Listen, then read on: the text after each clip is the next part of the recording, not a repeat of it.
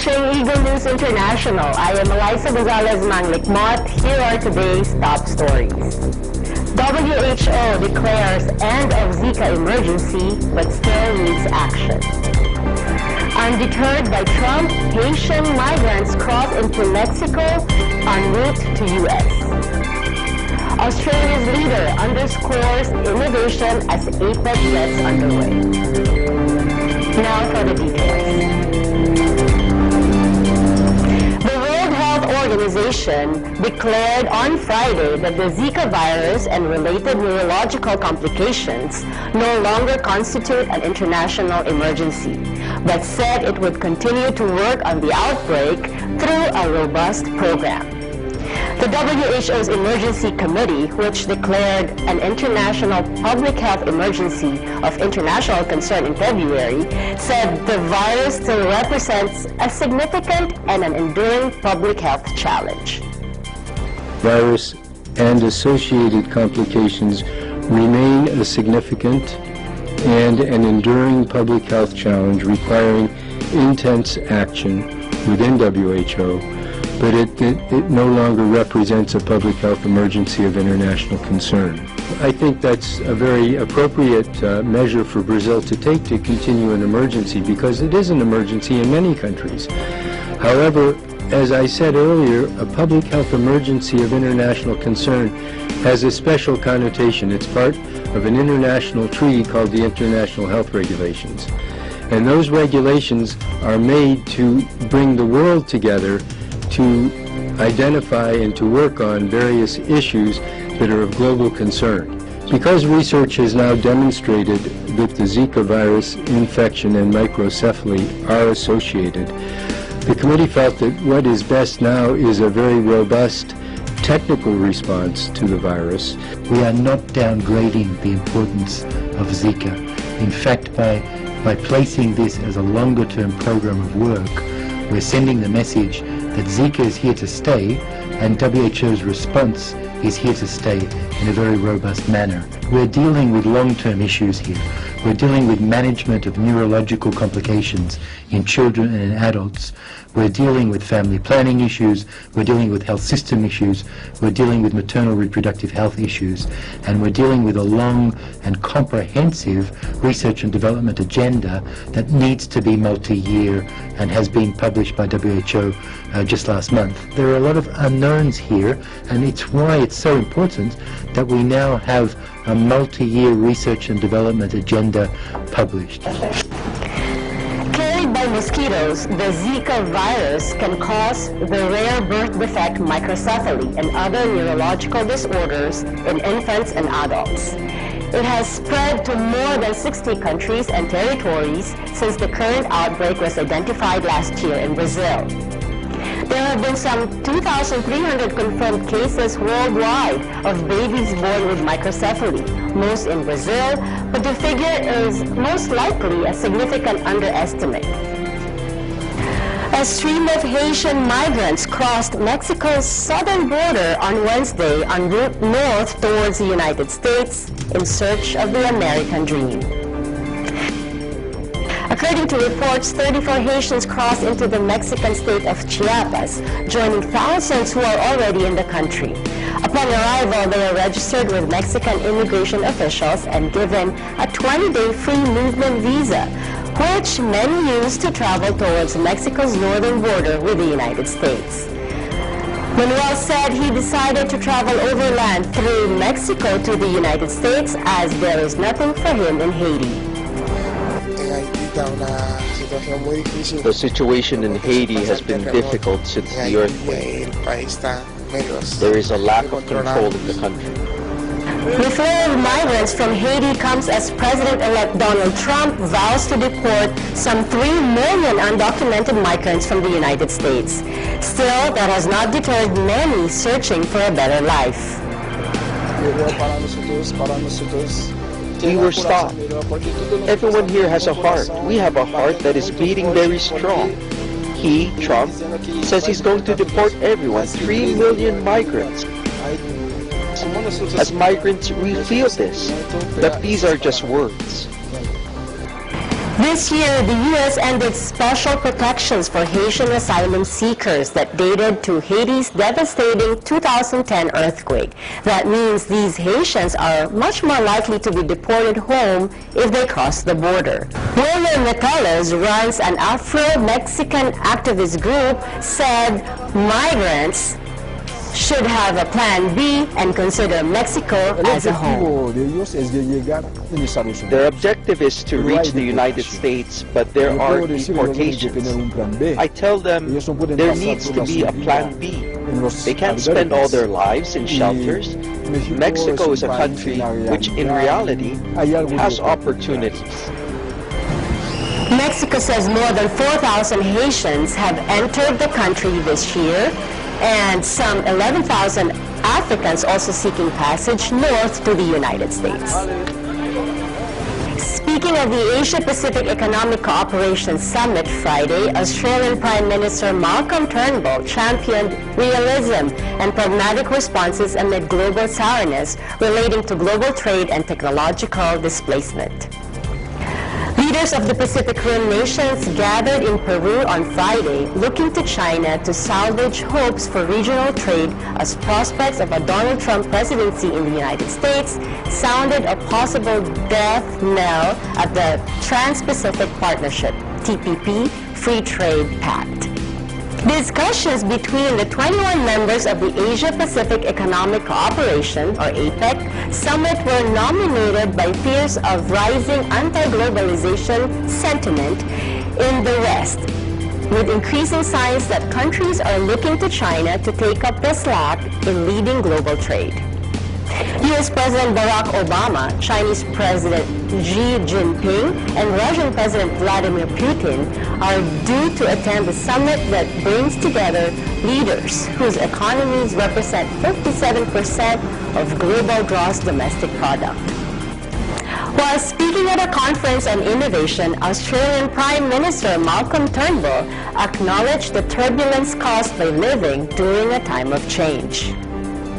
But just dealing with the issue of innovation at a higher level, if you accept, and I think we must, that the tenor of our times is change at a pace and scale unprecedented in human history, then it follows that if you are going to be successful or remain successful, to remain competitive, you have to be innovative. And that requires cultural change as well as more conventional leadership. It requires organisations, whether they are government departments, whether they are governments, whether they are big companies or indeed small companies, to be much more open to doing things in different ways. Turnbull said survival means embracing the change. We know what we have to do. We have to ensure that our nations, our businesses, our cultures are much more innovative. That is the key to maintaining strong economic growth. If you don't have that strong economic growth, then the consequences of the inevitable technological disruption or disruption caused by technology will be much more severe. But the global focus on trade, Turnbull said, is a distraction from the real challenge of coping with and embracing technological change. With very few exceptions, it's almost impossible to wall a country off from technological change. Even if you had very protectionist trade policies, how do you stop the technology? How do you stop? Are you seriously going to regulate against innovation? It's impossible. So again, you get back to the point that much of the disruption is the consequence of technological development, technological change, rather than free trade or globalization.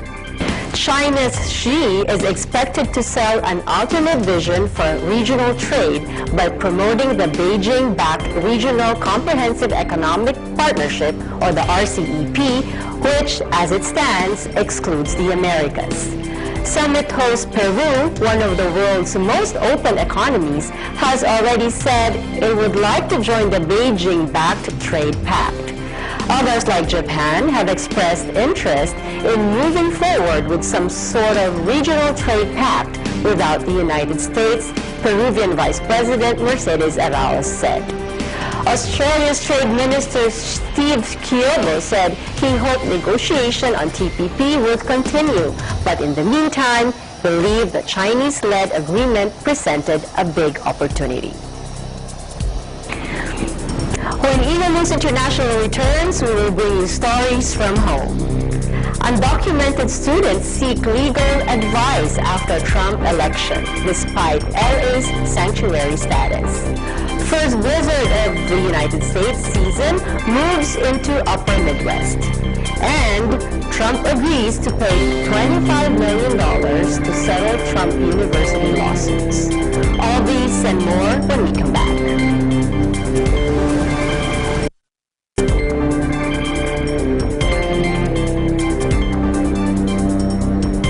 Magluto, mag-recycle kaya o di kaya naman matuto ng arts and crafts. Good news dahil lahat ng yan hatid ng pinakabagong DIY show ng Net25. Hatid namin sa inyo ang mga easy-to-do recipes, recycling ideas, art projects at mga bagong hobbies na siguradong ipoprovoke ang mga creative juices nyo. Kaya tutok na sa programang hindi lang tayo magiging hands-on, sama-sama pa tayong magiging malikhain. Kaya tara na, let's be makers from bits and pieces.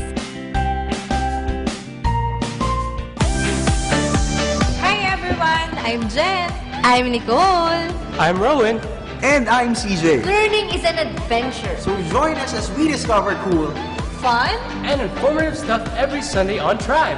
5 to 5:30 p.m. only here on Net25. Yes!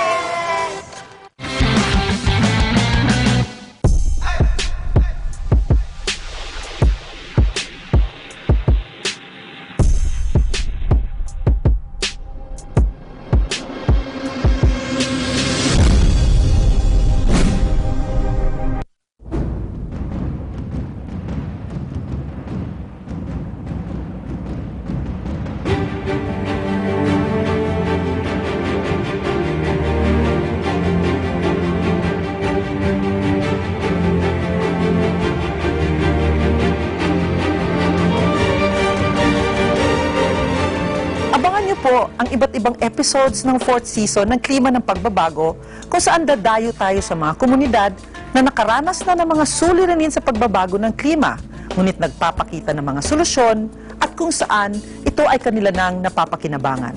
Mapapanood na natin kung papaano to go green and still earn from it. Ako po si Atty. Lucille Siring, inaanyayahan ko po kayong samahan ninyo kami upang talakayin ang napapanahong usapin ng climate change.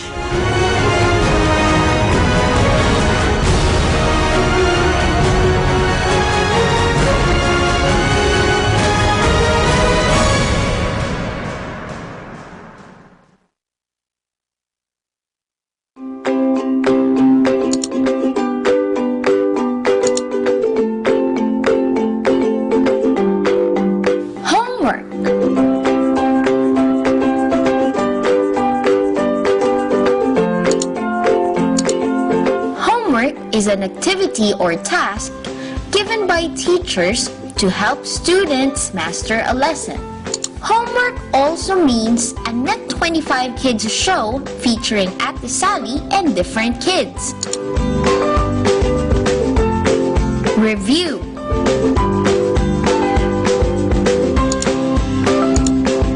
Review means to carefully look or examine something or someone. Review also means to study lessons again so you would remember them. Homework review, Saturdays and Sundays, 8 o'clock to 9 o'clock in the morning.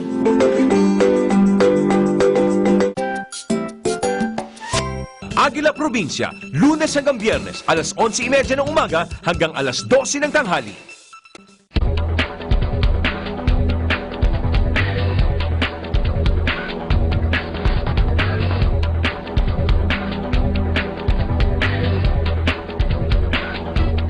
Welcome back to Eagle News International. We are broadcasting from the EBC studio here in Washington, D.C. Undocumented Immigrants in Los Angeles have long taken comfort in the city's status as a haven for people fearing deportation for entering the United States illegally. Local police have made it a policy not to check the immigration status of individuals under arrest and share that information with federal authorities who could act to deport them.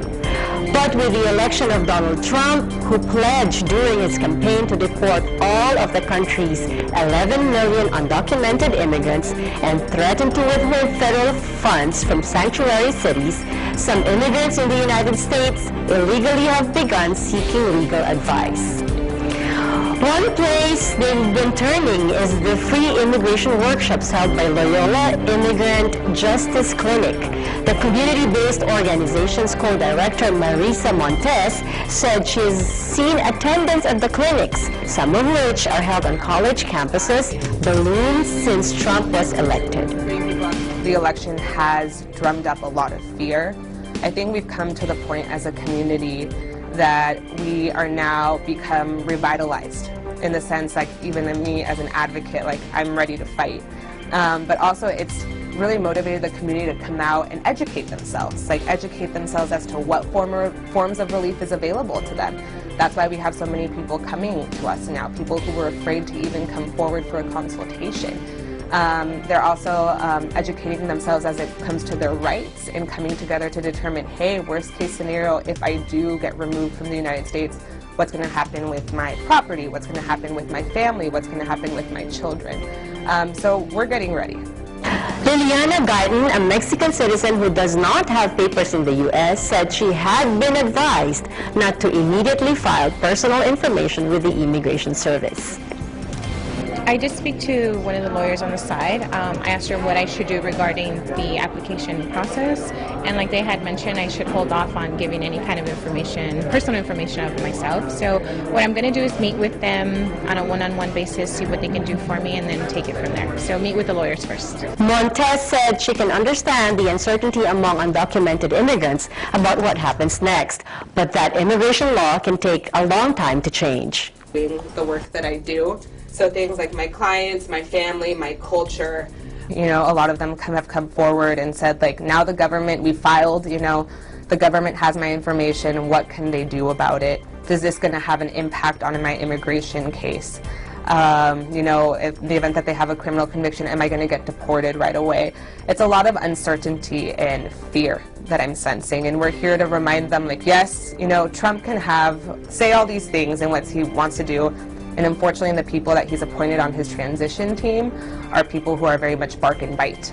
But immigration law, to change it, that still is something that belongs to Congress. That's there. They have to do that. So the fundamental immigration law won't change. There can be a shift in policy, but you know, I've told them, like, we're going to do whatever is necessary to ensure that we protect you, or that your rights are at least protected. The sanctuaries movement has been embraced in nearly 40 U.S. cities, where local police have made it a policy to refrain from checking the immigration status of individuals under arrest and sharing that information with federal authorities who could act to deport them. The season's first major winter storm in the continental United States swept the northern plains with heavy snow and high winds on Friday, creating blizzard conditions in parts of South Dakota and Minnesota. The National Weather Service posted a winter storm warning for central Minnesota and blizzard warnings within the region, where Morrison County Emergency Management Office spokeswoman Victoria Ingram said early morning rain on Friday had given way to snow. The Weather Service said intensifying wind gusts, which could reach 55 miles per hour, were combining with heavy snow to create blizzard conditions in west central Minnesota and extreme eastern South Dakota. The storm was expected to intensify through Friday afternoon and into the evening, with the heaviest snowfalls forecast for the Arrowhead region of Minnesota. Donald Trump agreed on Friday to pay $25 million to settle fraud lawsuits over his Trump University real estate seminars in what New York's Attorney General called stunning reversal for the U.S. President-elect. The lawsuits of Donald Trump, who denied any wrongdoing throughout his campaign, they led to one of the more controversial moments of his run when he claimed the judge overseeing 2 of the cases was biased because he was of Mexican ancestry. The settlement was announced by New York Attorney General Eric Schneiderman, who said it followed repeated refusals by Trump to settle for even modest amounts of compensation for the victims of his phony university.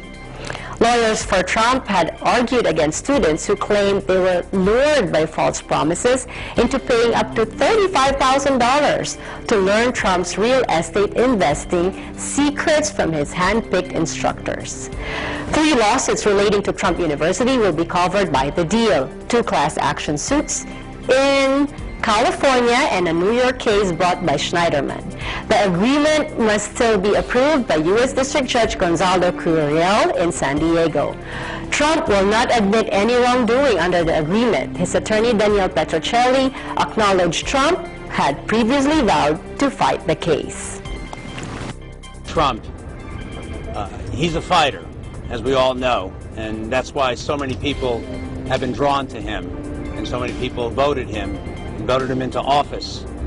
And he had very strong feelings about this case, but he was willing to put his personal interests and his personal beliefs aside and focus on the issues that are facing the country and devote his talent, his energy, his enthusiasm, and his willingness to fight for all Americans and fight for the country.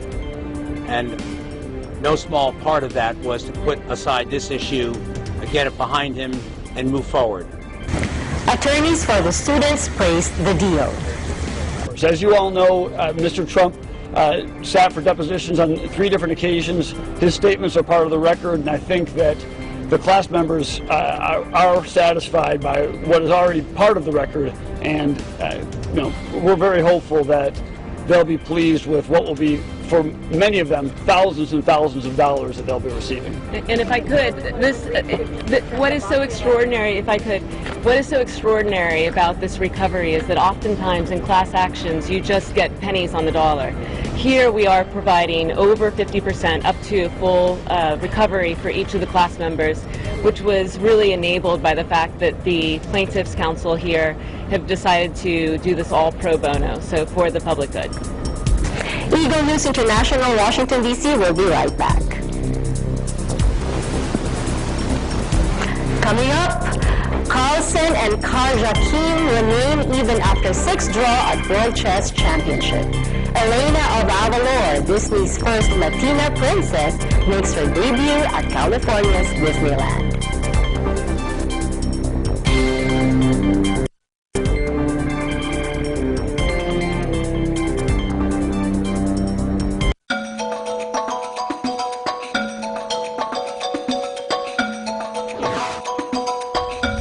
There is more to a place than its sights and sounds. There is more to history than the dates, faces, and places. There is more to travel than just getting to destinations.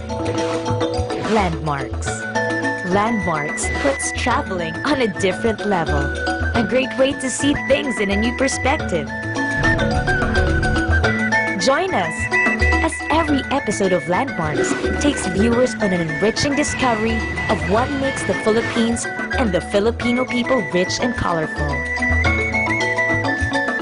Reconnect with the past by revisiting the present. Landmarks. Because there is more to travel than just getting around. Every Sunday at 6 p.m.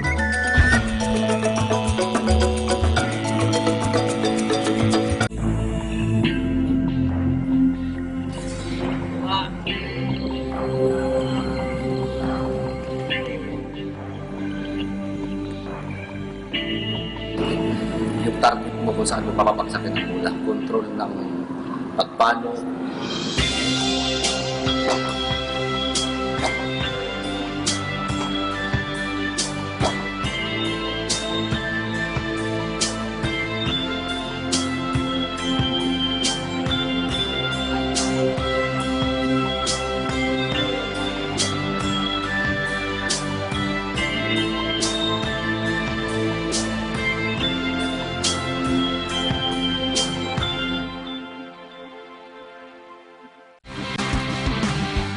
everyone! Ako si CJ. Ako si Jen. Manood kayo ng Tribe tuwing linggo. 5 to 5:30 p.m. dito lang sa Net25! Letters and Music. Lunes hanggang Biyernes, 1 hanggang 2 ng hapon.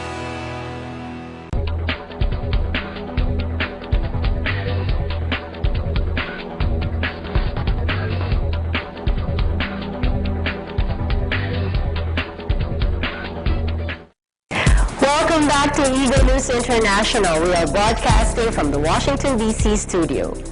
Magnus Carlsen and Sergei Karjakin played to their 6th straight draw at the World Chess Championship Friday in New York City. Challenger Karjakin, playing white again, and defending champ Carlsen agreed to the draw after just 32 moves, with the match lasting only 90 minutes. The half point earned for this latest draw gives both players 3 points apiece in the scheduled 12-round championship. The first player to reach 6.5 points is the winner. The 2012 championship match between Viswanathan Anand and Boris Gelfand also opened with 6 straight draws, while the 1995 match between Anand and Garry Kasparov began with 8 straight. Princess Elena of Avalor made her debut at the Disneyland Resort in Anaheim, California on Friday as the first Latina princess in the history of the theme park. The character of Elena was first introduced in July of 2016 in Disney's animated TV series Elena of Avalor and was inspired by diverse Latin American cultures. At Disneyland, guests will be able to interact with Princess Elena at the different character reading locations and see her perform during the Princess Elena's musical grand arrival cavalcade throughout the day. The introduction of Princess Elena marked the theme park's kick-off of the holiday season with their new festival of Holiday, which is designated to combine seasonal celebrations from various cultures. The holiday celebration at the Disneyland Resort runs through January 8th. The holiday celebration at the Disneyland Resort runs through January 8, 2017. And that is today's Eagle News International Washington, D.C. edition. Join us again next time. I am Eliza Gonzalez Manglikmot, always 1 with 25.